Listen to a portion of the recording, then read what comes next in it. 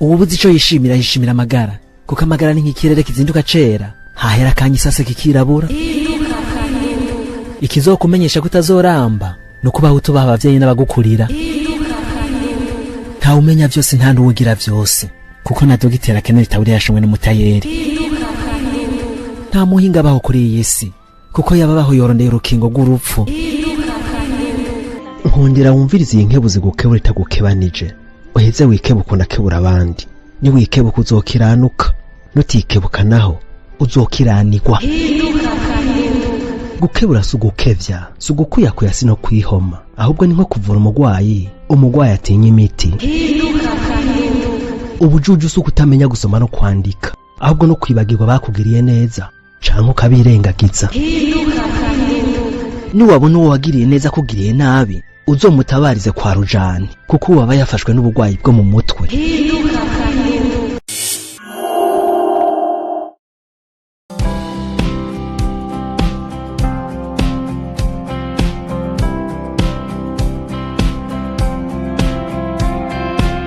Yes, reka nsubire ndabaramutse bakunzi ba Miro TV. Turabakunda cyane, nizere yuko nabo mudukunda. Aho nta nkeka narakubwiye yuko gihugu iwanje ja Dogo Trip ndafise ikirore.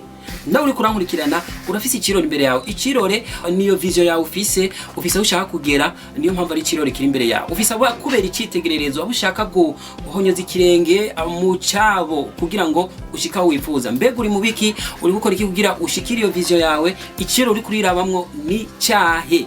Jewe ni Dogo Trip, ni Miro TV. Uyu munsi rero wahora uvyumva ku matwi go muvyumva abantu babishize kuri statue go muvyumva abantu batandukanye ku marezo sosiyo bikurikirana, mugubu uraza kuronka umuco ukwiye wabyo. Mbega nibiki?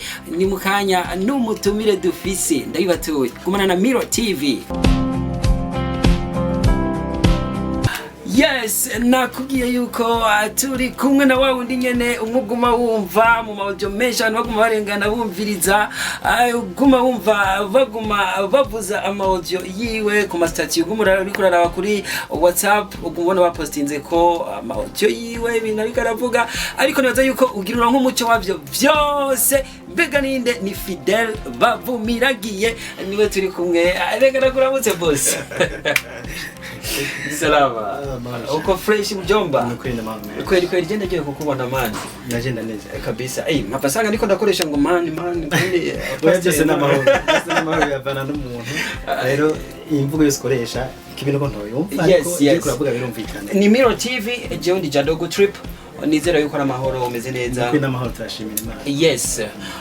Fidel Bavumiragiye ku marezo sosiyo cyane uri kura vibra gose. Bon, jemwe barabara ndiko ndahita ngoma numva amajwi y'ibintu by'ibirundi bihanitse, ibintu bon bijya nibiki. Mbega ubikora kugira ushike kuki? Murakoze. Numva n'amazina usanzwe yazi. Yes. Kubisanzwe nkuko bivuze, nambona abantu banyandikira bakavuga ngo courage, bakashimira. Bacane bibanze ku nkebuzo n'amajambo atandukanye umuntu akoraniriza hamwe, hanyuma umuntu akaca ayarungikira abantu kugira ngo bumve. Cyane higanje mu mpanuro uko umuntu yokwitwara mu buzima bwa misi yose. Muri ntumbero umuntu akora ati tusa n'utuganiro. Yes. Twitwa inkebuzo, abo benshi bita hinduka. Muri ntumbero umuntu akora ati tuganira. Inkebuzo na hinduka najya amajambo nyene urungikira abantu, niyo mazina yabyo. Ubundi akaganiro gako kitwa inkebuzo. Ni inkebuzo ikebura abantu. Yes. Ariko kubera ko hariho ijwi rivuga ngo hinduka, abantu baciye bafata koroshe bakitwa hinduka. Hari abantu baca bashobora kwibaza ibibazo cyane. Done uyu mutipe mbega nk'aka biographic yiwe mbega ni muntu ki, bagaca biyumvira cyane bivanye n'amajambo uvuga, umenga n'umurundi ugiye ugasanga ari amajambo adatahura. Ego hariho n'abandi bambajije kibazo ati mbega uri umuntu ki, tubona ku mafoto usa no kumenga umuntu ukiri muto. Yes. Bishoboka gute ngo ubuze ikirundi nk'ico?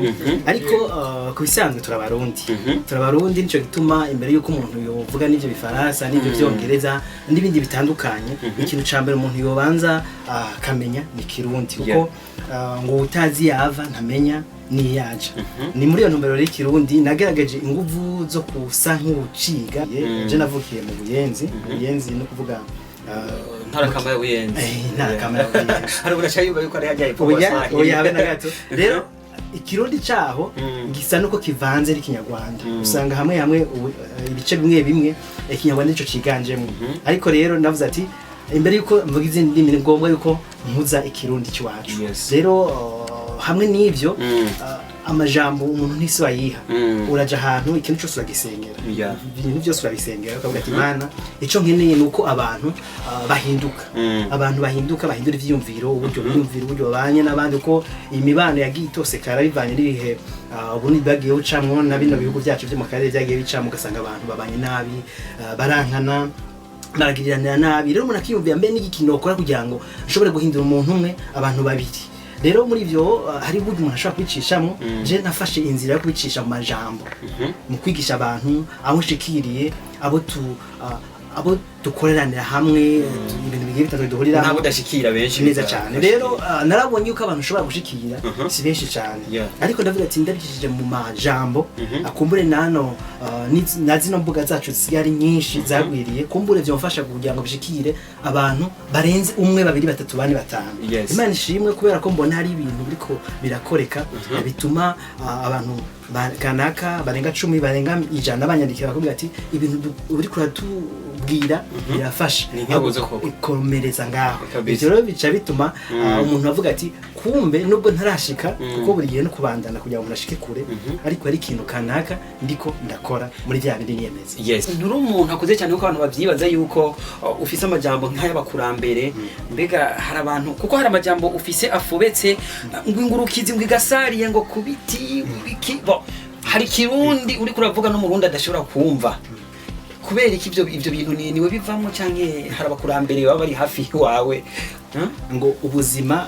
bw'umuntu anezerezwa n'utwabandi bumeze nk'ubuzima bw'ingurukizi yagasariye ku giti kuko ubwo nta shimike waba ufise ni kuvuga ubundi ingurukizi ni agati gashamikira ku kindi giti rero ako gati iyo kari kuri ico giti usanga ko gatotaye wanashaka gusumba ico giti mwende majambo nubwo kaba kabayeho siko kaba kibeshejeho kaba gashimikiye ku ntuze ya kukindi giti mwende majambo nta mizi gafise rero nariko ndagereranya ubuzima bw'umuntu aryoherwa n'utwa bandi umuntu aryoherwa n'utwa bandi so kuvuga ko n'umuntu wa muntu abona ariko aragitwa abandi kugitwa abandi kuvuga abantu bagibiturire babantu bigenze kunuku niba umuntu anezerezwa n'utwa abandi uyu ubuzima bwiyo nubwo yotera imbere gute akagura imiduga hegeki niki ubuzima bwiwe ntashimike ba ufisi kuko iyo ibintu bikuye mu manyanga umenya yuko nawe bizogenda mu manyanga nyene mwene majama ntiwo kwizira ngo ntiwo kwishira hejuru ngo nateye imbere kumva ibyo bintu wabikuye mu manyanga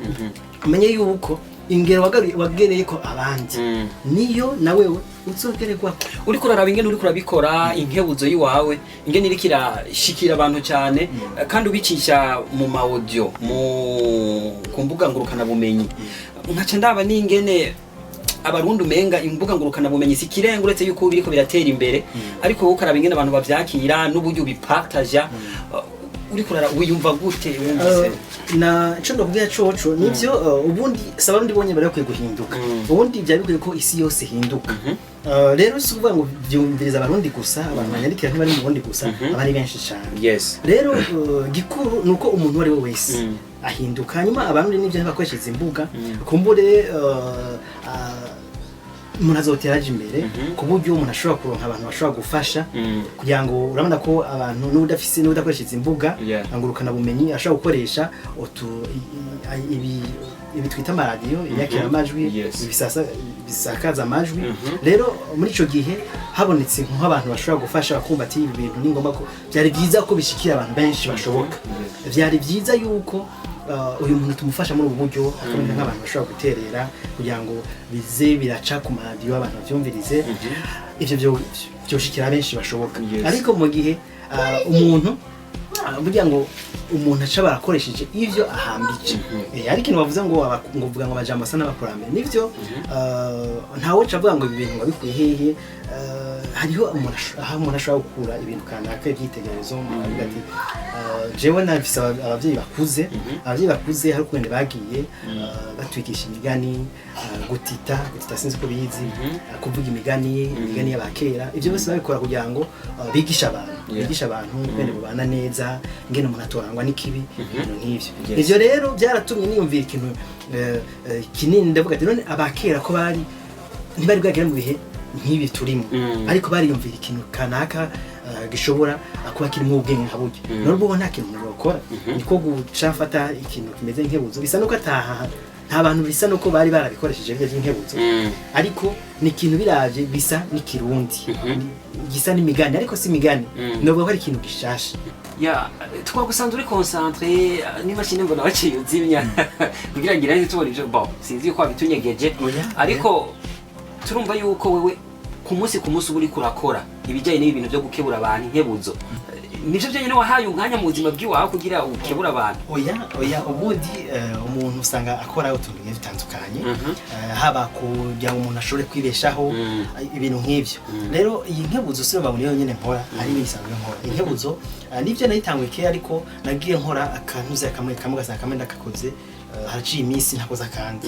ariko hari ibindi bintu nkora mu buzima bwa misi yose nk'ubu hari ikiganiro bita Murana Imana abenshi barakizi ni ikiganiro ntanga buri munsi aho tuba turasangira ijambo ry'Imana n'abantu nakaganiro kamara nk'iminota 10 8 gushika kuri 10 gutyo ariko ndakabira abantu kugira ngo baje kuryama biragije Imana tugasengera hamwe tugasangira n'ijambo si byonyene hariho n'ikindi kiganiro twanyigisha cyo sinkunda kugitegura cyane ariko ndagitegura kiba ari ikintu gikora kuri sije kanaka no kuvuga insanganyamatsiko kanaka tugaheza tukigishanya kuko abantu twishwe no kutamenya ariko rero ntitwamenya hari amajambo tugendera ko avuga ngo abantu banje barahona kubera kutamenya no kuvuga abantu igituma bariko barahona abantu bariko barapfa no kubera kutamenya rero ni ngombwa ko tumenye kuko iyo umaze kumenya ikintu ko nk'ubu iyo umaze kumenya ko uyu muti ukiza malaria muri ico gihe malaria ntibikikwisha kuko uba wamenye umuti mugo mu gihe utazi umuti ko ukiza urawuca ukanawuhonyora utazi ko ukiza ariko buri gihe tugize umwete wo kumenya ibintu turaheza kabaho ntidupfe ibindi ni ibintu bijyanye no kuririmba ndaririmbira Imana hari indirimbo zitandukanye naca ntangara rwose kuririmba bitakurimo yego ndaririmbira Imana indirimbo zitandukanye niyangana no kwandika nyene yego hariho natanga kuririmba kera haciye iminsi ku buryo maze kugana mu ndirimbo ishika ku 10 gutyo ariko sinahise ndazisohora ndashaka umugaragaro nivyo ari zaheze mugo nashimye ko ndazisohorera hamwe zikwiye album kwiye ubu rero ndiko ndisa n'uheraheza hariho zibiri ndiko ndasa n'urangiriza ko imwe ivuga ko Burundi ko ni ngombwa ko Burundi tubushira imbere dushimira Imana ko Burundi Imana yaduhaye kiza nubwo hariho twagiye ducamo ariko ibyo nivyo dusamaza icyo bituma tureka gushimira Imana ego izindi n'indirimbo ziyobokamana ego muri rusange nizo yobokamana cyo byumva nawe zijena gospel Fidel hari abantu benshi bashobora guca bibaza none mutibe turavye nyene ari karavuga mbega ku ruhande gw'amashengero canke iki mbega uyu yoba ari iki Fidel no mu apotre no mu evangeliste ni pasteur canke bireza ko babingora ayo matitre kubera ko ntayamenyere cyane ariko ikintu shingira ko ni bya bindi Yesu yavuga ngo mugende mwigisha amahanga yose inkuru nziza nico ngendera ko cyane ukuvuga nta muntu n'umwe yakiriwe kwicara twese turafise imirimo Yesu yaduhaye imirimo ni kugira tukamamaza ubutumwa bwe tukamamaza inkuru nziza icyo ushoboye ugisabinganye na mugenzi wawe nico ngendera ko sinovuga ayo matitre sinzi iyo nabandegamiye mu ariko numva ko evangeliste no kuvuga n'umuntu agenda avuga ubutumwa ikindi baza ko ico acicuba kindi nico kisema ego reka tukubatize evangeliste Fidel bavuga ntihabuze abantu borarabiye ko kugira uburi kurakora ivyo uri kurakora ntihabuze ikirore kiri imbere yiwawe nivyo umuntu wari we wese iyo reka akora ikintu abafise intumbero ntawe uvuga ngo areka akora ibintu adafise intumbero aho riyoba adakomeye neza rero intumbero yanje ya mbere ni yuko abantu bohinduka na cyane mu vyimvuro vyabo mu byo bakora uko tutabeshanye ugiye hirya no hino ukaraba ingene abantu bigenza urabona yuko hari agahazi ugasanga hari abantu bagifise by'ukuri agatima umuntu atubangwa agatima runtu n'agatima tare rero umuntu yereka akora ibi byose ni kugira ngo abantu bahinduke rero ico gikuru umuntu aba ashaka ikindi nuko ibintu tuba dukora bigera ahantu hanini hashoboka kugira ngo bishikira abantu benshi bibahindura umuntu ariko arakumviza Fidel amajambo kenshi ushikiriza Fidel emotionnel cyangwa se umutima ugumye ndabivuge gutya sinovuga ngo ari emotionnel kuntu kuko nivyo ndiko ndavuga ajya amajambo y'inkebuzo usanga isa n'uwafashe bimwe bita mu gifaransa guseriye mwambariye ibyo nza kuvuga mu gifaransa no kuvuga ariko mu kwene sanzwe mbaye kwene meze umuntu atwenza nigeze no kuba umuntu atwenza babandi bita bakomeye rero hariho n'udukino dukina usanga mvuga mu tuntu dutwenza rero sindi umuntu w'umuseriyo byatari wa muntu nyene agendera jingo oya umuntu asanzwe umuntu atwenza ariko duhuriye kubibarabara mu nzira ukabona ingene ngende kwe ntambuka ntuwovyikeka ko ndi umuntu atwenza yego merci beaucoup Fidèle Bavumiragiye Evangeliste merci Yavini nizere yuko mwashoboye guhezagirwa canke mwashoboye kugirwa akamaro n'ikiyago twayaze na Fidèle Bavumiragiye jewe ni Jadogo Trip ni Mirror TV ndakwinginge ukore subscribe nimba utari bwayikore eka ubandanye ugira na share na commentaire zanyu tuba tuzikeneye kugira mutubwire ingene ibintu muri ko murabibona muri rusangi ni Mirror TV turakubera ikirore kugira nawe ubera ikirore abandi reka dushimire cyane umutumire wacu uno munsi dusaba n'Imana igumize ikiganza mu bikorwa byiwe vya misi yose namwe Imana ibazigame